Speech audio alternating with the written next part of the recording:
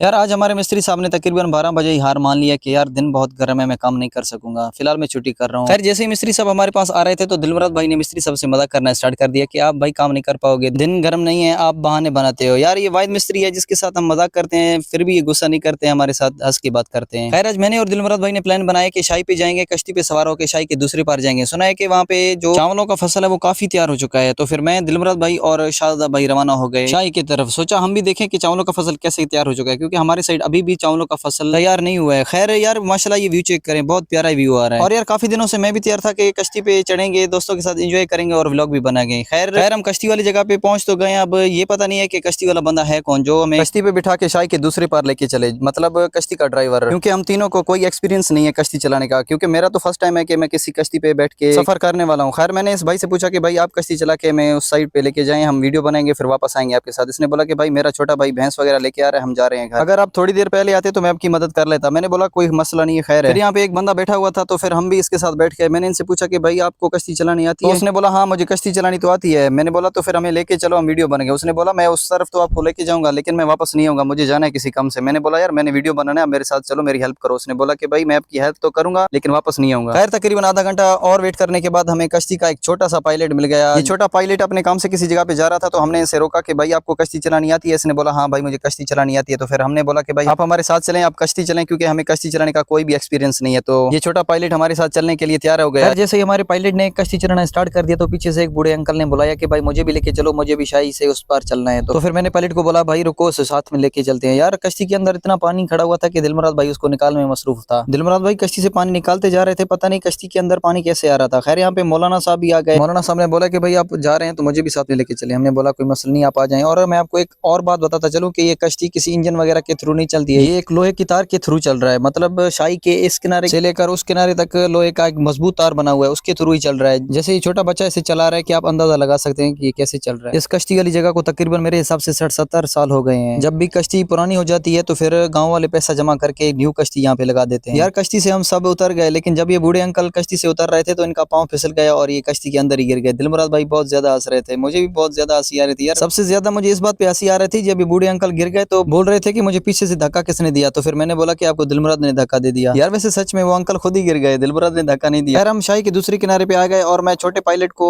टिकटॉकरों वाला वो वाला डायलॉग बता रहा था, जहाँ तक ये मेरी उंगली जा रही है ना ये सारी जमीन मेरी है, मतलब जहाँ तक ये मेरी उंगली जा रही है। फिर वो नहीं समझ रहा था, मैंने बोला चलो ठीक है आप नहीं समझ रहे हैं। यार जब इस पुल के करीब पहुंचे तो मैंने दिलमुराद भाई को बोला कि भाई वापस चलते हैं, मैं इस पुल से क्रॉस नहीं कर पाऊंगा। और यार छोटा पायलट तो देखो माशाल्लाह कैसे चल रहा है, मतलब इसे कोई डर भी नहीं है। खैर दिलमुराद भाई ने मोबाइल छोटे पायलट को थमा के मुझे लेने आए। मैंने बोला कि भाई मैं इस पुल से क्रॉस नहीं कर पाऊंगा, आप जाओ। उसने बोला कि भाई आप हाथ दो, मैं आपको पुल क्रॉस करवाता हूँ। तो फिर मैंने दिलमुराद भाई को हाथ दिया, उसने मुझे पुल क्रॉस करवाया। जैसे हम उस जगह पे पहुंचे जहाँ का हमने सुना था कि चावलों का फसल तैयार हो चुका है, जब हम यहाँ पे पहुंचे तो हमें छोटे पायलट ने बताया कि भाई ये वाला फसल अभी किसी काम का भी नहीं है, क्योंकि गर्मियां बहुत ज्यादा थी, गर्मियों में खराब हो चुका है। अभी ये जो फसल खड़ा है इसका मालिक ये काट के अपने भैंस और गाय वगैरह को दे रहा है। यार कसम से ये सुन के मुझे बहुत ज्यादा दुख हुआ कि यार गरीब लोग बड़ी मेहनत करके खेती बाड़ी करते हैं और अल्लाह पाक ने उनके साथ ये सब कर दिया है। खैर यार देने वाला भी अल्लाह पाक है और छीनने वाला भी अल्लाह पाक है। तो फिर मैंने इस छोटे पायलट से पूछा कि तुम्हें कैसे पता चला कि ये फसल खराब हो चुका है? तो फिर छोटे पायलट ने बोला कि भाई मेरा घर यहीं पे है, मैं अपने मामू के घर जा रहा था तो फिर आपने मुझे बुलाया और फिर मैं आप लोगों के साथ आ गया। यार ये बड़ी मेहरबानी है छोटे पायलट की, मैं बहुत शुक्रगुजार हूँ छोटे पायलट का। और थोड़ा बहुत घूमने के बाद हम फिर से अपनी कश्ती के पास आ गए। और यार मुझे आप लोगों से एक और भी बात करनी है कि यार आजकल आप मेरे वीडियोस पे कमेंट्स वगैरह नहीं करते। यार मैंने आप लोगों को ये बोला था कि आप मुझसे किसी भी टॉपिक पे सवाल वगैरह पूछ सकते हैं, मैंने ये नहीं बोला था कि आप मुझे कमेंट ना करें। कमेंट कर सकते हैं, सवाल वगैरह पूछेंगे तो मैं